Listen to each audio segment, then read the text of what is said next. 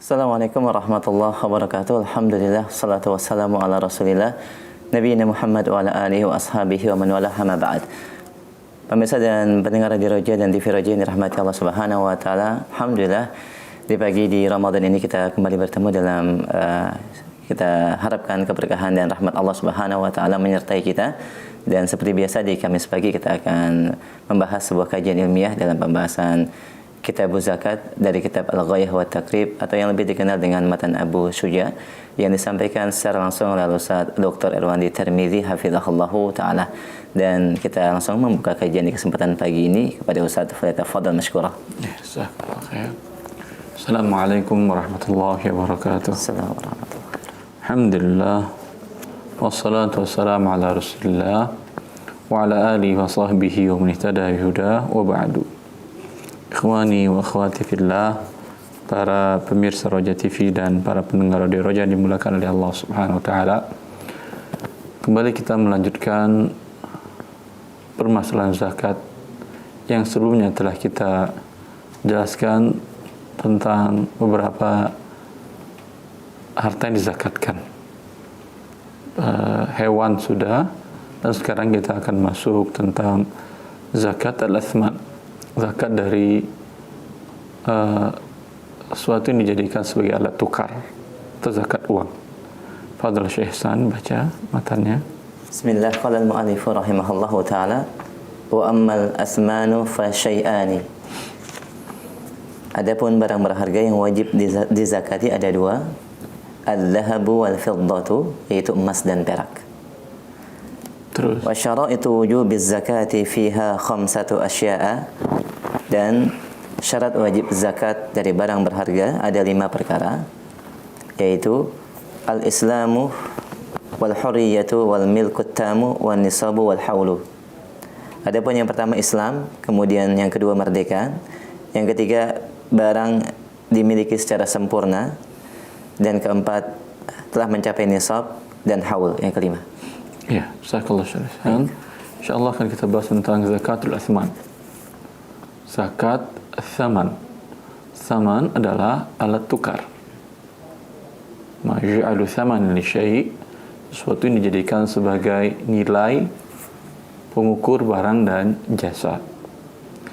Dan di sini muallif menjelaskan bahwa al-athman, alat tukar tersebut ada 2. Pertama al-dhahab wal fiddah. Pertama emas dan kedua perak. Ini alat tukar di masa Rasulullah sallallahu alaihi wasallam dan sebelum Rasulullah sallallahu alaihi wasallam. Sehingga sebahagian diriwayatkan dalam, tapi sanadnya diriwayatkan dari Israiliyat kalau saya tidak salah, di dalam Al-Musannaf Abdul Razak, bahwasanya yang pertama kali menggunakan mata uang emas adalah Adam alaihissalam. Emas sebagai alat tukar. Orang yang beli unta dinilai dengan emas, berapa gram emas, berapa berat emas. Adapun tetapi di masa Rasulullah SAW, alat tukar itu adalah dinar dan dirham. Dinar asal kata dari dinarius, yaitu nama dewa orang Romawi. Sedangkan dari emas, berat 1 dinar dari dinar yang didapatkan dari masa sahabat, itu sekitar 4,25 gram emas dengan karat 21 karat.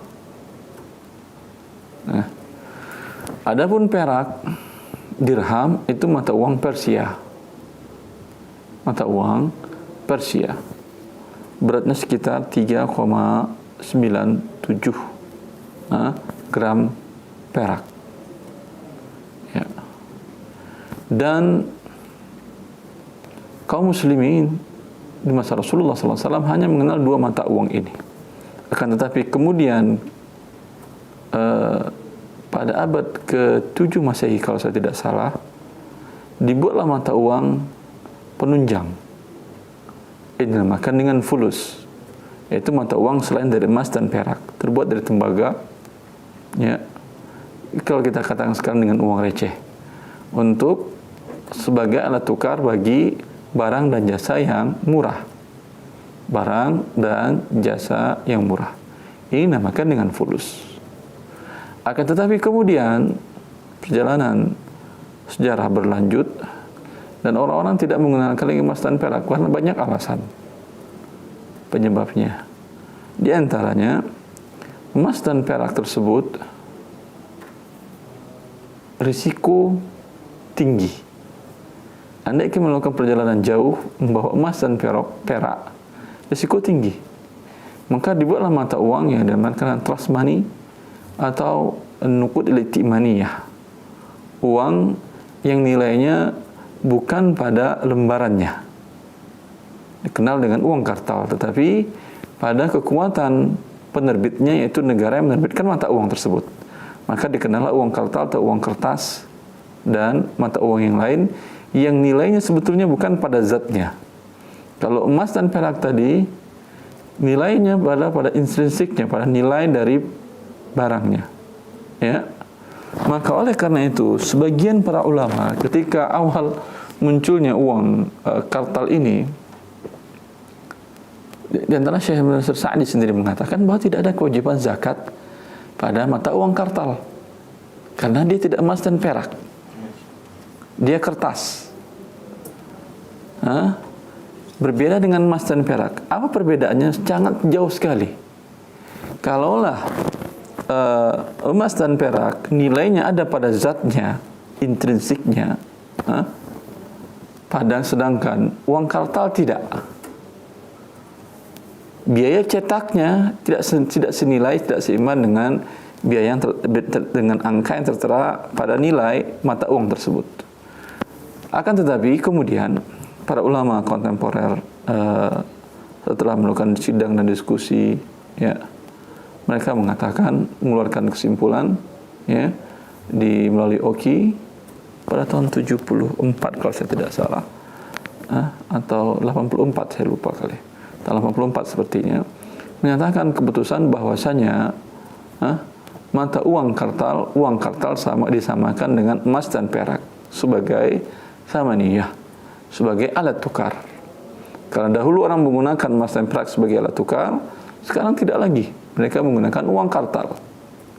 Fungsinya sama, hanya perbedaan pada nilai intrinsiknya, dan ini tidak berpengaruh terhadap fungsinya. Maka dengan demikian uang kartal tadi sama dengan emas dan perak. Bila sama dengan emas dan perak, maka konsekuensinya uang kartal juga terkena zakat, sebagaimana emas dan perak terkena zakat. Sekarang timbul permasalahan, nisabnya bagaimana? Karena nisab perak rendah, nisab emas tinggi. Iya kan? Dulu di masa Rasulullah perbandingan 1:10, iya. Sekilo emas sama dengan 10 kilo perak. 100 gram emas sama dengan sekilo perak. Sekarang kan tidak lagi. Maka nisabnya melihat kepada yang mana? Berbeda para ulama dalam hal ini. Ya, Lajnah Daimah melihat al-ahadzu lil fuqara, mana lebih menguntungkan fakir miskin. Mana lebih menguntungkan fakir miskin? Tentu nisab yang terkecil. Sekarang yang terkecil apa? Perak. Kalau dikatakan nisab perak itu sebanyak 200 gram, ya 155 gram, sekitar 200 gram, ya. 200 gram, sekarang kali berapa 1 gram sekarang perak? Kali 50.000 kan ya? Nah, ya. Kali 250.000 ke 200 berapa? 10 juta. 10 juta dia sudah sampai nisab. Berbeda kalau Anda hitung nisabnya adalah emas. Ya. Kalau emas sekarang nisabnya 43 juta atau 45 juta. Kalau nisabnya 20 miskal. 20 miskal itu sekitar 85 gram. 1 gramnya 500.000, sekitar, kalau umpamanya asumsikan 500.000, sekitar 40 juta, di atas 40 juta. Mana yang menguntungkan bagi fakir miskin dalam hal ini? Perak. Karena akan banyak orang terkena zakat dan akan banyak yang berzakat. Ini yang dipilih oleh Lajnah Daimah, Dewan Fatwa Kerajaan Saudi Arabia. Akan tetapi fatwa yang dikeluarkan dan dipilih oleh OKI bahwa nilai yang tetap itu adalah emas. Perak nilainya fluktuasinya sangat tinggi sekali. Ya, memang akan menguntungkan fakir miskin, tapi akan merugikan banyak orang. Orang yang memiliki uang 10 juta sudah terkena nisab zakat. Apakah orang punya simpanan 10 juta kaya? Wallahu ta'ala mungkin tidak. Apalagi di kota besar. Tapi orang yang memiliki simpanan tidak terpakai selama setahun sekitar 45 juta. Kalau kita gunakan nisab emas, apakah kaya? Kaya. Karena selama setahun tidak terpakai. Wallahu ta'ala alam. Ini pendapat yang terkuat dari pendapat para ulama tentang mengenai zakat emas dan perak ini, dan yang dikiaskan dengan uang kartal. Wabillahi taufiq. Dengan syarat tadi milik sempurna, Islam, merdeka pemiliknya, kemudian milik sempurna, hak milik sempurna sudah Anda terima. Kalau sewa rumah, Anda menyewakan rumah umpamanya, uangnya terima di akhir tahun. Ketika Anda akad, sudah wajibkah zakat? Belum, karena belum sempurna diterima. Atau Anda gaji dengan gaji per tahun, umpamanya kontrak per tahun bayar gaji, memang sampai satu nisab 200 juta umpamanya, tapi terima di akhir tahun, ya, ini belum wajib zakat. Karena siapa tahu di pertengahan tahun Anda putus kontrak, dengan demikian tidak sampai nisabnya. Wabillahi taufiq. Kalau yang bertanya, pendengar dan pemirsa Raja TV, demikian penjelasan yang disampaikan oleh Ustaz Dr. Ramadi Tirmizi hafizahullah taala dari beberapa poin yang disebutkan oleh muallif kitab ini dalam pembahasan al-asman, yaitu zakat emas dan perak. Dan kita berikan kesempatan selanjutnya untuk sesi tanya jawab bagi Anda yang ingin bertanya terkait dengan pembahasan ini sebagai pendalaman materi, atau mungkin Anda yang baru bergabung dan ingin meminta pengulangan penjelasan dalam pembahasan kita di pagi ini, silahkan di line telepon 021 823 6543. Kita angkat, silahkan. Halo. Kami ingatkan juga untuk pertanyaan pesan singkat Anda bisa menghubungi di 0819 896543, dan jangan lupa untuk menyertakan nama dan alamat Anda. Kita terima dari pendengar dan pemirsa via telepon terlebih dahulu, silakan. Baik, halo. Iya, assalamualaikum. Waalaikumsalam warahmatullahi wabarakatuh. Dengan siapa, Umu di mana? Dengan Ibu Leni dari Lampung. Silakan Ibu Leni. Oh, ini pertanyaannya kayaknya lain dari tema ya Pak Ustadz ya. Ya. Oh, ini mau tanya masalah hutang ya. Apa? Masalah hutang, silakan. Iya, kan ini ada anak ya punya hutang sama orang lain gitu ya. Terus ibunya itu kan orang punya lah gitu ya, orang berada ya. Anaknya umur berapa? Itu, kenapa? Anaknya umur berapa yang berhutang ini? Anaknya udah gede, udah umur berapa kali? Udah umur sudah dewasa ya, 40-an. 40-an, Taib. Udah keluarga, 35-an lah Pak Ustadz. Iya. Gitu. Terus kan orang tuanya katanya nggak mau bantu gitu ya. Itu udah terserah anaknya. Pertanyaan saya itu kayak gimana ya? Apa harus membantu orang tuanya apa enggak gitu? Hutangnya untuk apa, Ibu? Hutangnya gede. Untuk apa tujuannya berhutang? Hutangnya sewa mobil. Hah? Tuh, hutangnya sewa mobil. Sewa mobil. Sewa mobil ini untuk direntalkan, usaha, bisnis, atau emang kepentingan aja? Oh, dia sewa mobil, terus nggak bayar-bayar. Udah gitu, terus dia sewa mobil untuk apa, Ibu? Oh, orang itu. Iya, tujuannya untuk apa, Umu? Orang itu untuk kerja, tapi kerja. sampai sekarang mobilnya nggak ada gitu, uangnya nggak ada. Terus orangnya pertanyaannya, ya? Pertanyaannya, ibunya ini orang tuanya kan orang berada. Apa harus anaknya itu dibiarin gitu ya, gitu aja? Apa harus dibantu gitu? Iya, baik, itu saja Umu Leni. Udah, itu aja Pak Ustadz. Baik, jazakallah khair. Assalamualaikum warahmatullahi wabarakatuh. Waalaikumsalam warahmatullahi wabarakatuh. Silakan. bagi ibu tidak ada kewajiban berbeda dengan ayah. Kalau ayah, anta wa maluka li abik. Rasulullah mengatakan, engkau dan hartamu milik bapakmu. Maka bila anak laki dan perempuan ini milik bapaknya, Maka bila ada sesuatu risiko yang dilakukan oleh kepemilikan dia, yaitu anaknya tadi, maka bapaknya ikut menanggung, ibu tidak. Ya. Tapi lihat, siapa ibu yang tega membiarkan anak dalam kesusahan? Maka bila ibu mempunyai solusi, ya, untuk kebaikan anak ini, silahkan dibantu. Wabillahi taufiq. Demikian Ibu ini di Lampung. Jazakillah khair, dan ini merupakan jawaban dari Ustaz. Semoga Ibu bisa mendapatkan pencerahan. Jazakillah khair. Kami berikan kesempatan kembali via telepon 0218236543. Kami persilakan. Halo. Assalamualaikum. Waalaikumsalam warahmatullah. Dengan siapa di mana? Dengan Umum Mila di Jakarta. Silakan Ummu Mila. Gini Ustaz, pertanyaannya, ada kerabat yang usahanya menghutangkan barang gitu kan. Apa Ibu? Kerabat yang menghutangkan barang? Usahanya, iya, menghutangkan barang-barang. Artinya jual barang tidak tunai gitu? Iya, alat pakaian atau apalah, perabot-perabot gitu. Jual barang kredit gitu kan ya? Iya. Ya, terus. Nah sekarang dia berkembang dengan menghutangkan uang gitu Ustaz. Berkembang dengan Menghutangkan uang. mengutangkan uang. Tapi begini, kalau ada orang pinjam uang, dia nggak langsung kasih gitu.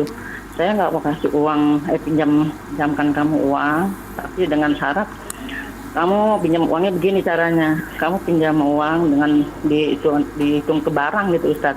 Misalnya dia mau pinjam 3 juta, terus nanti beli barang apa nih uang ini, nah baru dia kasih gitu Ustaz. Tapi tetap aja bayarnya kan gimana ya, kayak dia dibilang Sebentar. Nanti ya. yang minjam harus berlebih bayar atau sama? Iya berlebih Ustaz. Teh. Jadi dia kalau ada yang Tapi yang diberikan uang bukan barang kan ya? betul Ustaz. Tapi hanya di atas kertas saja uang. menyatakan bahwa dia beli barang. Gitu. Nah, dia ada yang bilang ibu ini katanya rentenir, tapi dia marah besar Ustaz, marah banget gitu. Ada yang mengatakan seperti itu. Nah, yang jadi pertanyaan saya, bagaimana itu usahanya itu halal apa tidak itu, atau memang sebagai orang meribakan uang gitu Ustaz. Nah, Ya halal apa haram gitu Ustaz. Seperti itu boleh apa tidak dalam agama kita gitu. baik. Gitu aja Ustaz. Iya, Syukran ya. Assalamualaikum warahmatullahi wabarakatuh. Assalamualaikum warahmatullahi wabarakatuh. Iya. Bila yang diberikannya kepada orang adalah uang, kemudian di atas kertas dia tuliskan adalah barang, bohong namanya. Ya, dan membuang-buang kertas. Yang diberikannya uang, dikembalikan uang. Ya, tidak ada di situ barang. Maka tidak boleh ada pertambahan di sini. Bila diberikan 1 juta, orang akan membeli 1 juta.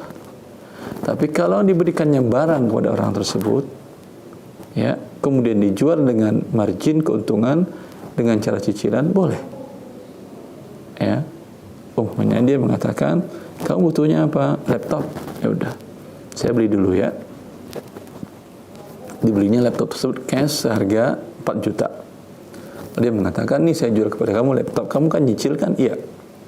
Saya jual 5 juta dengan 5 kali bayar 5 bulan. Terlambat tidak ada denda. Ini alhamdulillah halal. Tapi kalau cuman dikasihnya uang, tadi dibelinya laptop 4 juta, dijual 5 juta, ini 4 juta, anggap sekarang saya menjual laptop kepada kamu. Kamu bayar dengan cicil 5 juta. Ini namanya riba. Dan membodoh-bodohi Allah Jalla fi'ula.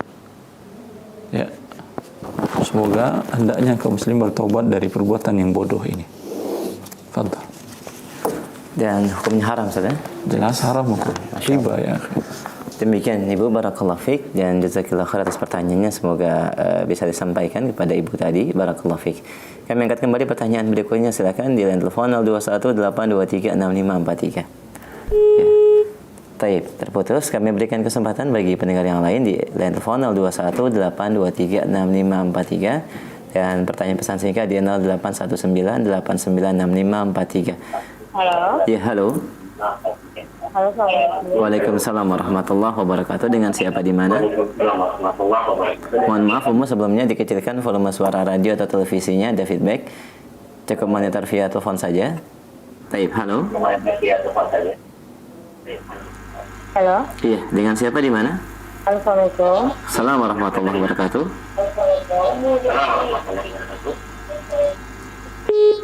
Baik, tampaknya terputus. Kami sampaikan bagi para pendengar dan pemirsa Raja TV yang sudah tersambungkan, mungkin dikecilkan dan dimatikan saja volume suara radio atau televisinya supaya tidak feedback dan lebih jelas suaranya. Baik, kita angkat kembali via telepon, silahkan di 0218236543. Halo. Halo, Waalaikumsalam warahmatullahi. Dengan siapa di mana? dengan Ras Kendari. Bapak di Kendari, silakan. Saya mau tanya, Ustaz. Ya. Kan kalau kita mau pergi sholat, Jelas, Ustaz. Bapak mohon maaf mungkin sedikit bergeser Pak, ada sinyalnya kurang baik, terputus-putus. halo, Iya, silakan. saya mau bertanya. Ini, kalau kita masuk dalam masjid sholat kan diwajibkan itu di apa? Baik, mohon maaf Bapak, kami tidak bisa mendengar dengan baik karena terputus. Ya, terputus-putus. Khawatir salah dalam memahami pertanyaan Bapak. Mungkin bisa sampaikan kembali via pesan singkat atau silakan menghubungi via telepon di 0218236543. Kami angkat kembali. Halo. Baik, pertanyaan dari pesan singkat kami angkat. Assalamualaikum warahmatullahi wabarakatuh. Saat saya bekerja, saya ibu dari Riau. Saya bekerja sebagai accounting di dealer kendaraan bermotor yang bekerja sama dengan beberapa leasing. Bagaimana hukumnya Ustaz, dan uang jasa atau pesangon yang saya terima apabila saya berhenti bekerja? Jazakallah khair. Allah ya barik fiik. Permasalahan leasing adalah permasalahan riba karena adanya denda keterlambatan. Yang diberikan dari leasing bukanlah mobil, bukan kendaraan, tetapi adalah uang, dan uang ini ada pertambahan. Ya, maka wallahu ta'ala alam, bila yang bekerja di sini adalah statusnya sebagai pencatat riba, karena akad leasing tersebut adalah akad riba. Diberikannya uang, kemudian ada pertambahan. Bila terlambat dikenakan denda. Maka di sini ribanya di awal dan bila terlambat. Ya, maka kaum muslimin yang bekerja di sini minimal mereka sebagai pencatat riba dan saksi riba. Dan Allah Subhanahu wa taala sebagaimana diriwayatkan dari Rasulullah sallallahu alaihi wasallam mengutuk menjauhkan dari rahmatnya akil riba wa mukalahu wa katibahu wa syahidai sawa. Allah mengutuk orang yang makan riba, yang mendapatkan pertambahan uang dari riba. Wa mukilahu, orang yang pinjam dengan akad riba juga karena dia pemberi makan riba. Kemudian wa katibahu, dan penulis akad ini termasuk para pegawainya di sini. Wa syahidai, dan yang menyaksikan akad ini termasuk pegawai di sini. Mereka semuanya sama dikutuk oleh Allah Jalla fi'ula. Maka seorang muslim yang takut akan azab Allah, siksaan Allah Jalla fi'ula, hendaklah mencari rezeki Allah yang halal dan tinggalkan yang haram tersebut. Baik, jazakumullah khair atas penjelasan dan jawabannya. Demikian Ibu yang bertanya. Barakallahu fiik. Baik, kita angkat kembali pertanyaan via telepon. Ya, halo. Halo, Assalamualaikum. Waalaikumsalam warahmatullahi. Dengan siapa di mana? Dari Umur Hafiz, Jakarta. Silakan Umur Hafiz. Mau nanya Ustadz, Assalamualaikum warahmatullahi wabarakatuh. Salam wabarakatuh. Mengenai itu Ustadz, yang zakat fitrah untuk beras, kan selama ini bertahun-tahun kemarin saya itu karena nggak tahu ilmunya, saya kasih uang gitu Ustadz ke masjid, terus nanti mereka yang ngatur. Ternyata setelah saya dengar dari Ustadz dan beberapa Ustadz yang lain, kan harusnya langsung beras ya Ustadz. Maaf kalau saya salah nangkap ya Ustadz ya. Nah, terus kalau misalnya beras itu, apakah kami berempat Ustadz, saya, suami, anak 2 laki-laki. Apakah langsung kami bagi-bagi ke tetangga yang kurang mampu, atau tetap kami kasih ke masjid berbentuk beras, atau gimana ya Ustadz? Terus ada anak saya yang paling gede itu laki-laki, nggak tinggal sama kami gitu Ustadz, tapi belum nikah, teman dia lagi pendidikan di luar kota. Apakah saya yang membayar zakat fitrahnya tetap sama? Sebentar, anak di luar kota ini biaya hidupnya masih boleh tanggung atau sudah mandiri? Oh belum, kami Ustadz, kami yang ya boleh memberikan zakatnya gitu. Biaya itu. Iya, semua orang yang ditanggung biayanya oleh orang tuanya, oleh seseorang, maka zakatnya dia bayarkan. Oh, jadi termasuk juga umpamanya pembantu rumah tangga, sopir, yang Anda tanggung biaya makan sehari-harinya, itu Anda bayarkan zakat fitrahnya. Oh gitu. Zakat fitrahnya. Oh jadi anak saya itu sama mbaknya ada yang di rumah ini yang bantu-bantu saya. Ya. Itu masih kami yang nunggu gitu Ya, ya, Ustaz, ya. ya, ibu Oh, yang gitu. mengeluarkan Terus, zakat fitrnya. Kalau misalnya kami kasih ke orang itu perlu ngomong nggak ini zakat apa gimana? Ngasih ke orang yang mana? Kasih ke yang berhak itu Ustaz, kayak ada tetangga yang tukang, maaf ya Ustaz, tukang ojek gitu, maksudnya itu apakah kami Boleh. perlu ngomong? Anda memberikan bila memenuhi syarat sebagai fakir dan miskin, nanti insya Allah kita jelaskan apa yang dimaksud dengan fakir miskin tersebut. Ya. Oh gitu ya Ustaz. Boleh katakan inilah zakat dari saya dan keluarga. Oh gitu. Tapi boleh Agar kalau umpamanya dia tahu bahwa dia tidak berhak menerima zakat, dia akan menolaknya dan mengatakan, alhamdulillah saya diberikan kecukupan oleh Allah. Oh gitu ya Ustaz. Iya. Tapi boleh bagi-bagi kan Ustaz, nggak usah harus satu rumah gitu, nggak usah ya Ustaz ya? Kenapa Ibu? Maksudnya kalau ada beberapa tempat kita bagi-bagi di beberapa tempat itu kan Ustaz, nggak harus Boleh. satu rumah gitu ya Ustaz ya? Ya. Oh iya. Tapi waktunya masih lama Ibu zakat Iya, al-fitr. maksudnya mau disiapin takut salah Ustaz. Oh ya Allah barik fiik. Masya Allah. Baik. Makasih banyak Barakallahu Ustaz. Assalamualaikum Allah warahmatullahi wabarakatuh.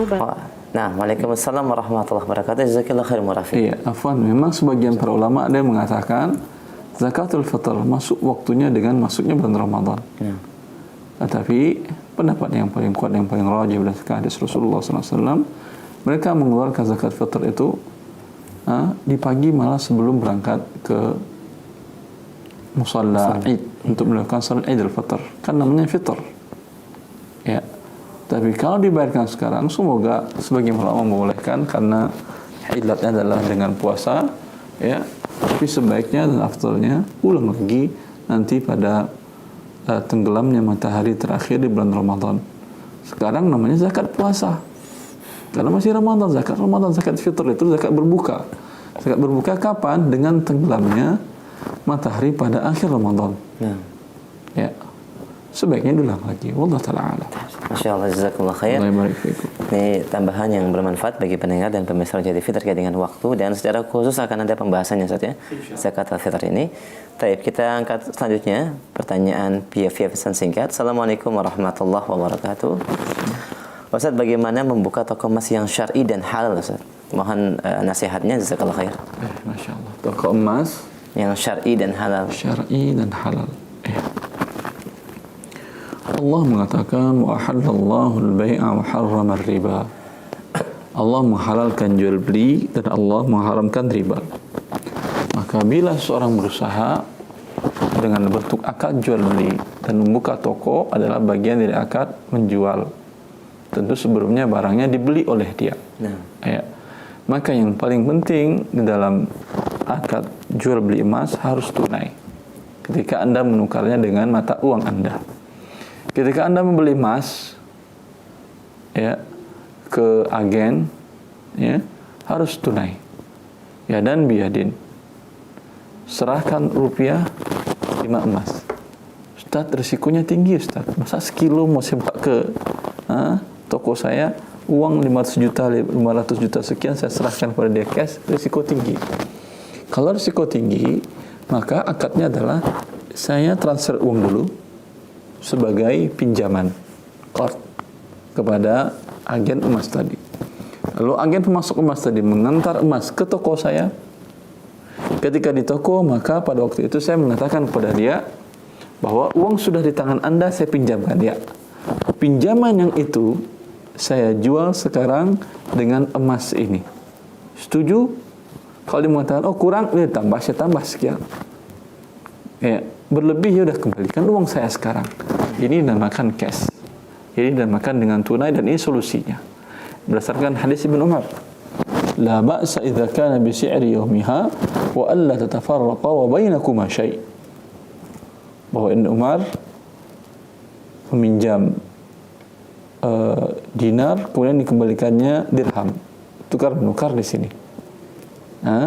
Dikembalikannya, dipinjamnya dijualnya unta dengan dirham, kemudian orang bayar pakai dinar. Berarti ada tukar menukar mata uang di sini. Bertanya kepada Rasulullah mengatakan, la ba'sa idza kana bi si'ri yawmiha wa alla tatafarraqa wa bainakuma syai'un. Boleh, kata Rasulullah, dengan 2 syarat.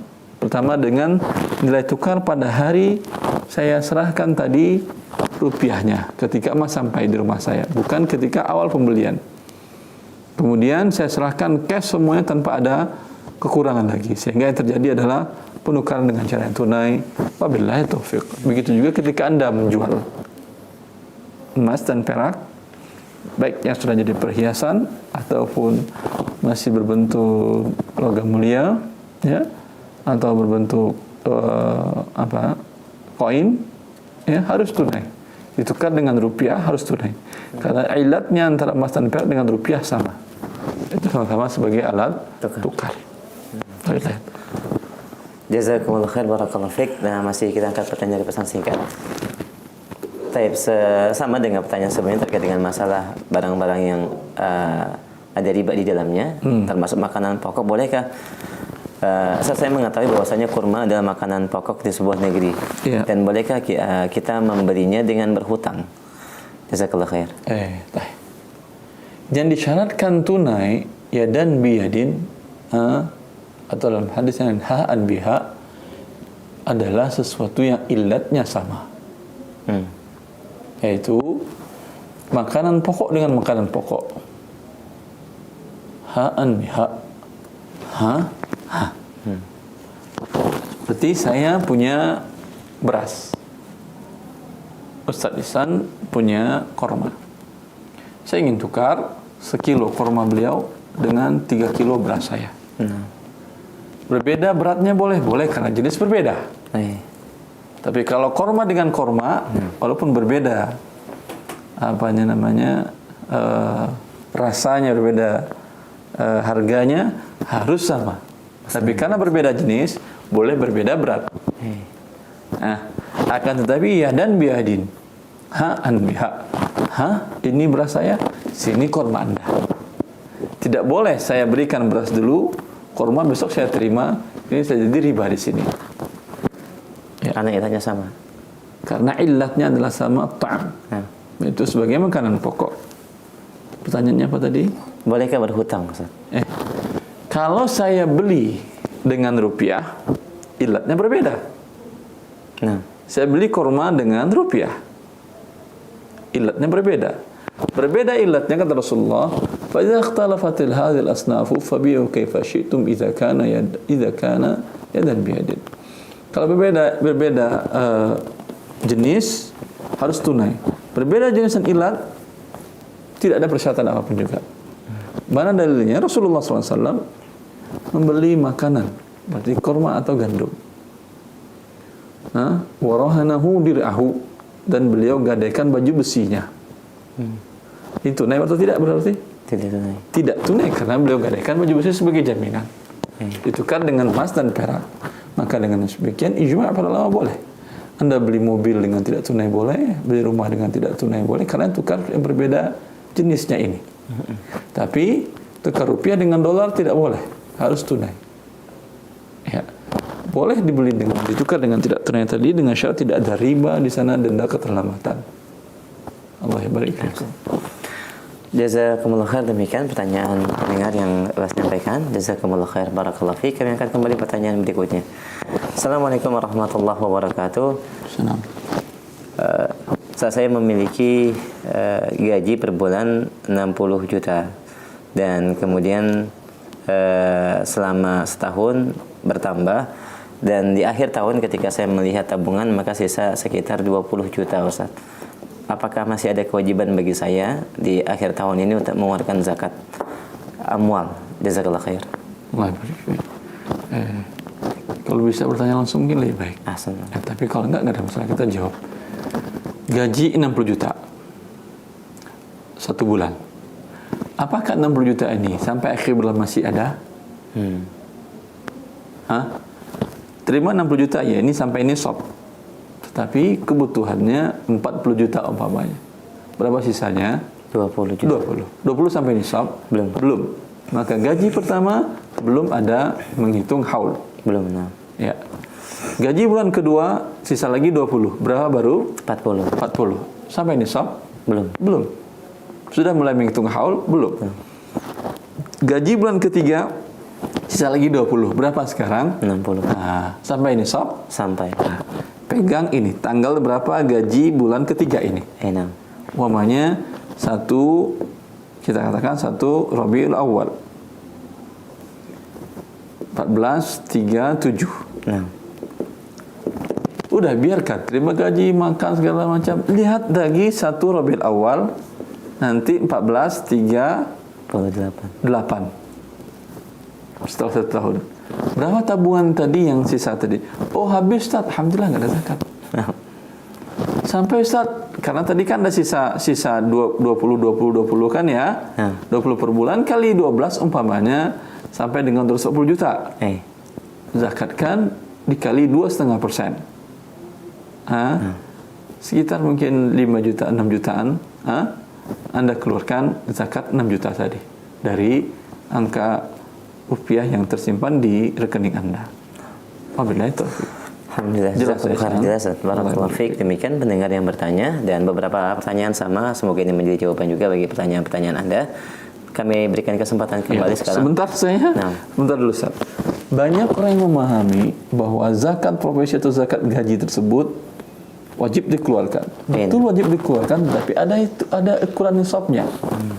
Kalau gaji Anda 4 juta sampai nisab belum. Terpakai berapa sebulan biasanya? Biasanya sisa berapa dari gaji 4 juta? Umpamanya sisa berapa? Anggap 500. Anggap umpamanya 500. Sampai nisab? Belum. Setahun Anda simpan ini 5 kali 12 500 kali 12 baru 6 juta kan ya? Sampai nisab? Belum. Sudah ngitung zakat, apa yang bukan zakat? Uang pun enggak sampai nisab. Oh, tadi kan 4 juta terima per bulan. 4 juta dikali 12 itu kan sudah sampai 50 juta Ustaz. Betul. Tapi sudah Anda terima tadi di awal atau belum? Belum. Uang milik sempurna atau belum? Belum. Ya akhi, dalam berzakat ada ketentuan dari Allah dan Rasulnya. Maka sebagian kaum muslimin yang langsung memotong gaji karyawan dari 5 juta tadi atas nama zakat, ini Anda mencuri harta manusia pakai nama Allah. Atas nama zakat berarti pakai nama Allah kan. Dan merampas harta manusia. Karena tidak mewajibkan zakat di harta mereka. Tidak sampai nisab. Allah barik fiik. Walaupun dengan dalih sosial, Ustaz. Dalih sosial. Kalau gaji saya 5 juta yang sudah terkena potongan tadi, harusnya saya ini santuni dengan anak-anak saya 5 juta untuk hidup sekarang masih bisa. Dengan anak semuanya 5, yang satu di S1, yang satu lagi di SMU, cukup. Untuk biar uang kuliahnya nggak cukup itu ya. Allah barik fiik. Insyaallah. Demikian bagi pertanyaan yang menyampaikan juga terkait dengan zakat profesi. Jazakallah khair penjelasannya. Kita berikan kesempatan kembali via telepon di 0218236543. Halo. Taib. Silakan bagi Anda yang bertanya terkait dalam pembahasan zakat emas dan perak dan yang lainnya mungkin terkait dalam bab ini, silakan di 0218236543. Halo. Taib, kami angkat kembali pertanyaan pesan singkat. Assalamualaikum warahmatullahi wabarakatuh.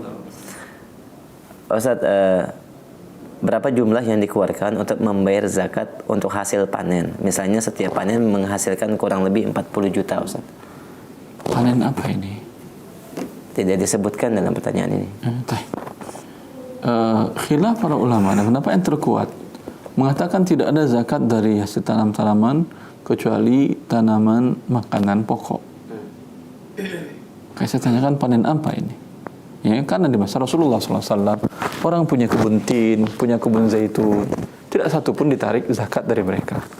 Hanya ditarik zakat dari makanan pokok mereka, yaitu qamah, gandum, pelbur, gandum juga. Ya, dari yang lain tidak. Ya. Apalagi ada beberapa tanaman-tanaman hias yang harganya mahal, itu bukan makanan sama sekali. Ya. Maka bila tujuannya dari tanaman-tanaman tadi, saya punya sawit Ustaz, dan sawit jelas bukan makanan pokok. Apa yang dimaksud dengan makan pokok? Bila Anda makan itu cukup tanpa makan yang lain untuk cukup bertahan hidup. Tidak ada orang yang minum minyak sawit bisa bertahan hidup, tidak ada. Ya. Maka ini bukan makanan pokok, tetapi uangnya Ustaz. Kalau Anda punya sawit umpamanya 10 hektar, ini uang per bulan diterima mungkin bisa sampai 100 juta lebih per bulan. termasuk zakat uang. Digabungkan dengan uang Anda yang lain. Cara menghitungnya. Sampai nisab dan haulnya keluarkan 2,5%. Wabillahi taufik. Jazakumullah khairan barakallahu fiik. Kami angkat kembali pertanyaan via telepon. Silakan di 0218236543. Halo. Halo, selamat pagi. Assalamualaikum warahmatullahi wabarakatuh. Waalaikumsalam warahmatullahi wabarakatuh. Dengan siapa Umu di mana? Ibu Hasbiati Darwis dari Tangerang. Silakan Ibu. Dari Tangerang. Ya, saya bertanya bukan masalah zakat, tapi masalah koperasi simpan pinjam dalam suatu unit instansi. Bagaimana caranya supaya tidak riba gitu? Koperasi simpan pinjam. Nah, Itu tidak riba, tapi kan teman-teman butuh buat anak sekolah, bukan mungkin ini. Tapi bagaimana supaya tidak riba? Bagaimana? Terima baik. kasih. Assalamualaikum warahmatullahi wabarakatuh. Assalamualaikum warahmatullahi wabarakatuh. Jazakallahu khair Umu. Jangankan koperasi ya, lembaga keuangan yang sifatnya besar sekali makro bisa diatur dengan syariat Allah Jalla fi'ula agar tidak ada riba. Untuk koperasi sangat mudah sekali. Caranya ada tidak ada riba, tidak ada pertambahan yang koperasi simpan pinjam di sebuah instansi tersebut. Ada yang butuh untuk anak sekolah sekian, butuh 5 juta, ada pinjam 5 juta tanpa ada pertambahan. Hah? Lalu bagaimana untuk pengelolanya Ustaz? Pengelolanya dipotong dari pinjaman dari yang nyimpan sekian persen. Apalagi kalau umumnya dananya diputar dengan cara yang syar'i. Pertambahannya halal bagi pengelolanya. Allah barik fiik. Terkait dengan koperasi juga sama semua bentuknya saja simpan pinjam. Dan untuk solusi dari itu ketika mereka ingin mengajukan pinjaman biaya pendidikan dan sebagainya, mungkin ada kiat khusus bagi koperasi tersebut. Pertama kita ingin meminjamkan ya tanpa pertambahan lebih baik. Ya, ini yang halal. Tapi dia ingin juga pertambahan dan ingin halal. Bagaimana caranya Ustaz? Ini bukan koperasi lagi namanya, lembaga keuangan yang memutarkan uang manusia mikro atau makro. Ingin juga seperti itu silahkan. Tapi urus izinnya dulu yang koperasi jenis usaha. Yang bisa berusaha. Bagaimana bentuknya ini? Bisa namanya murabahah. Bagaimana caranya? Maka koperasi datang kepada pihak sekolah lalu mengatakan, kami beri kursi bukan atas nama si fulan tadi. Kami beli kursi di sekolah ini, umpamanya anggota koperasi itu banyak bersekolah di SD atau SMA atau SMU atau di fakultas di Universitas A. Dia datang ke kampus, kami beli kursi di fakultas ini, jurusan ini sekian selama 1 tahun. Berapa harganya? Harganya umpamanya 100 juta. Yes. Kayaknya berhak yang jual ke mahasiswa yang butuh dengan cara nyicil. Terserah Anda. Emang sebagian kampus tidak membenarkan peraturannya. Tetapi kalau Anda nego dengan uang cash umpamanya 100 juta di depan, 500 juta di depan, 1 miliar di depan, siapa yang nggak mau? Ya. Kemudian setelah Anda beli kursi tadi, dan ini ada bahkan di negara kufar ada ini. Setelah Anda beli kursi tadi, Anda tawarkan kepada mahasiswa yang kurang mampu, yang ingin membeli dengan cara cicil. Dia tidak mampu bayar cash untuk biaya kuliah tadi. Makanya biayanya per bulan sampai 40 juta. Kalau dengan nyicil mungkin dia mampu atau orang tuanya mungkin bisa membantu-bantu. 40 juta 1 semester umpamanya. Dibagi 6, 40 bagi 6 berapa Syekh? 4 juta sekian lah ya. Kurang dari 5 juta. Atau pas 5 juta. Pas 5 juta. Kalau dia nyicil 5 juta mampu dia. Ya udah, saya bayar nyicil 5 juta kepada Anda. Dan dengan demikian koperasi tadi mendapatkan keuntungan. Jadi akadnya bukan memiliki kod pinjaman. Kalau bila akadnya kod pinjaman dibayar berlebih dan diserahkan uang kepada anggota koperasi, nanti anggota koperasi membayar berlebih, ini adalah riba jahiliyah. Maka ini koperasi seperti ini tidak ada bedanya dengan bank. Bank ribanya skalanya makro, ini riba mikro. Dosanya minimal dosa riba tadi kita katakan untuk pemakanan makannya sawa sama kata Rasulullah sallallahu alaihi wasallam. Baik, Ustaz. Jazakumullah khair, barakallahu fiik. Kami angkat kembali pertanyaan via pesan singkat kembali sebelum dari telepon. Assalamualaikum warahmatullahi wabarakatuh. Saya pernah mengajukan pinjaman kredit ke sebuah bank syariah, dan ketika mengetahui ada unsur riba dan penambahan, kemudian ketika ingin melunasi di awal waktu ternyata ada Riba lagi. kerugian besar, itu adanya penalti dan denda yang cukup besar, Ustaz. Bolehkah saya melanjutkan untuk menghindari penalti tersebut, atau saya tetap harus membayar di awal waktu dengan konsekuensi denda yang besar itu yang harus saya terima? Jazakallah khair. Allah barik fiik. Yang dendanya mereka tidak akan bisa tarik kecuali dengan menggunakan debt collector. Kalau Anda punya nyali yang lumayan, dah sebesar uang saja bayarkan, mereka tidak akan bisa membawanya ke pengadilan. Karena yang diakui pengadilan adalah pokok hutang, bukan pertambahan. Ya. Maka Allah Ta'ala alam. Kalau umpamanya Anda mengatakan bahwa ini riba, putuskan akadnya. Selesaikan akadnya, ya. Kemudian bayar di depan, mereka mau tidak mau, masa orang dibayar di depan tidak mau, aneh. Tapi seperti itulah. Apa yang diinginkan mereka dari ini? Yang diinginkan mereka adalah berharap Anda terlambat sehingga ada tambahan denda. Gharamatu ta'khir. Denda keterlambatan ini adalah riba. Coba Anda lihat, untuk beli motor sekarang jarang bisa cash. Kemana Anda beli motor semuanya pakai riba, denda keterlambatan. Apa tujuan mereka? Keuntungan. Ya, cari keuntungan yang halal, bukan dengan cara yang haram. Allah barik fiik.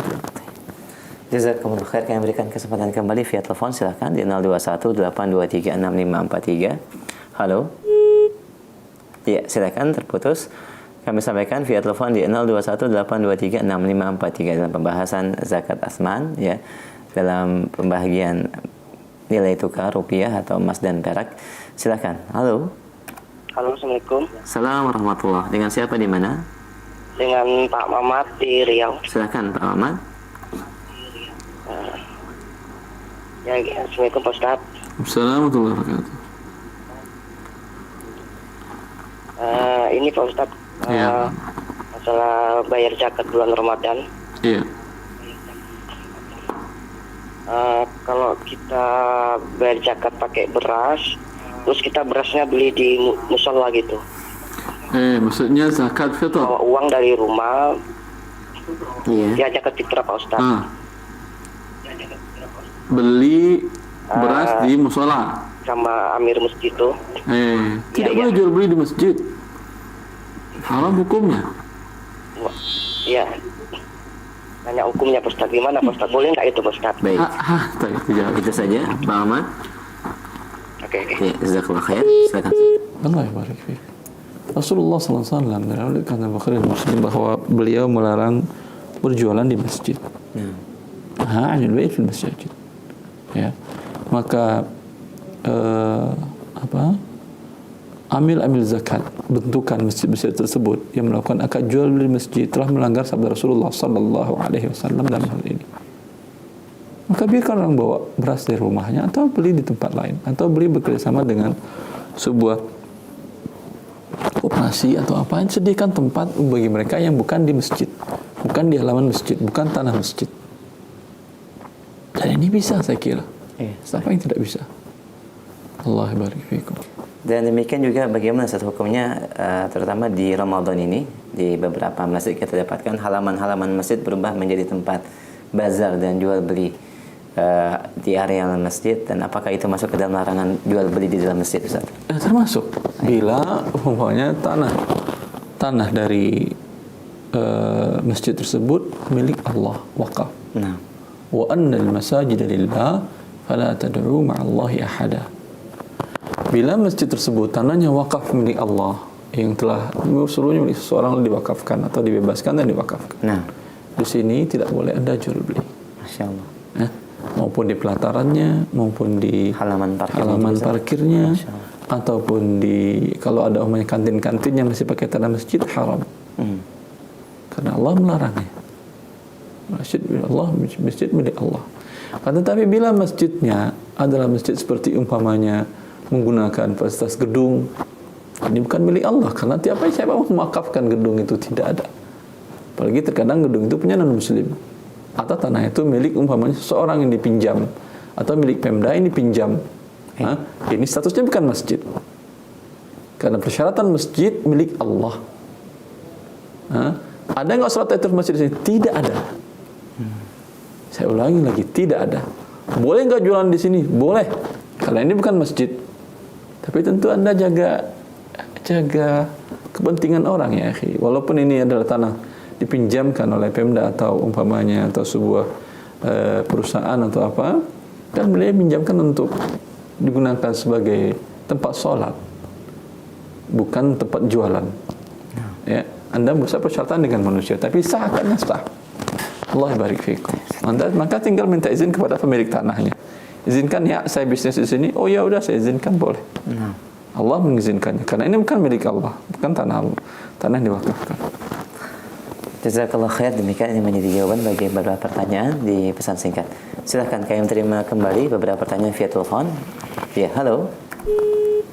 Taib di 0218236543. Bagi Anda yang mungkin ingin bertanya dalam pembahasan kajian kita di pagi ini, kami persilakan.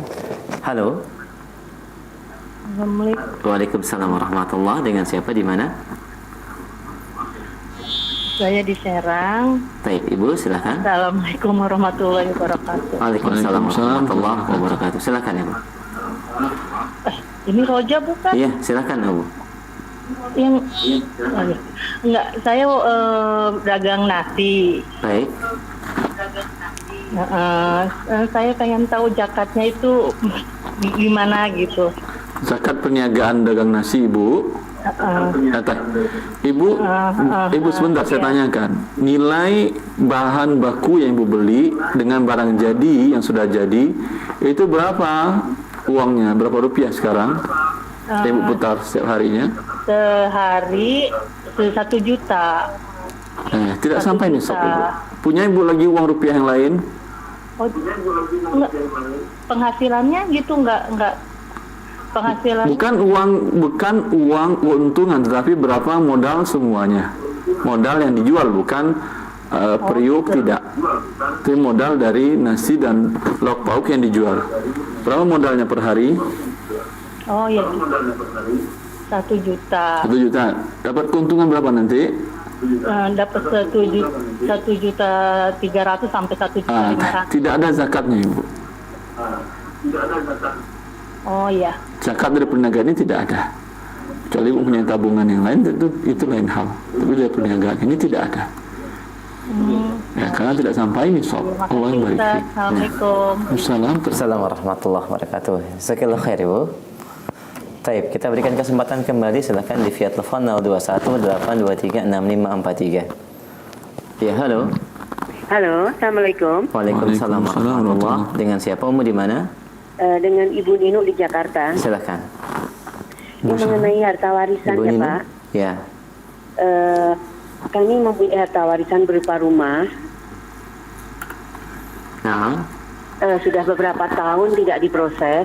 Nah, kemudian kami penerima warisnya ada 7 orang. Ada perbedaan pendapat. Yang satu menghendaki rumah itu dijual, kemudian hasilnya dibagi-bagi. Ada beberapa pihak lagi dari anak-anaknya yang berpendapat bahwa mau dijadikan usaha. Halo? Iya, Ibu, silakan. Kemudian beberapa di antara penerima waris ini mempunyai masalah hutang. Menurut saya pribadi sebagai salah satu putranya, itu menghendaki bahwa rumah ini dijual saja agar uang segera dibagikan sehingga yang mempunyai hutang banyak ini bisa melunasi. Tapi sementara yang lain menghendaki usaha, dijadikan usaha saja, rumah itu tidak dijual. Menurut Pak Ustadz, mana yang lebih utama, dijual atau dijadikan usaha? Terima kasih. Assalamualaikum warahmatullahi wabarakatuh. Waalaikumsalam warahmatullahi wabarakatuh. Jazakallah khair Ibu. Silakan Ustaz. Iya.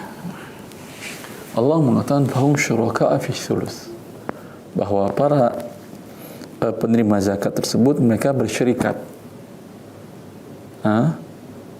Anak-anaknya bersyirikat dalam harta waris tersebut.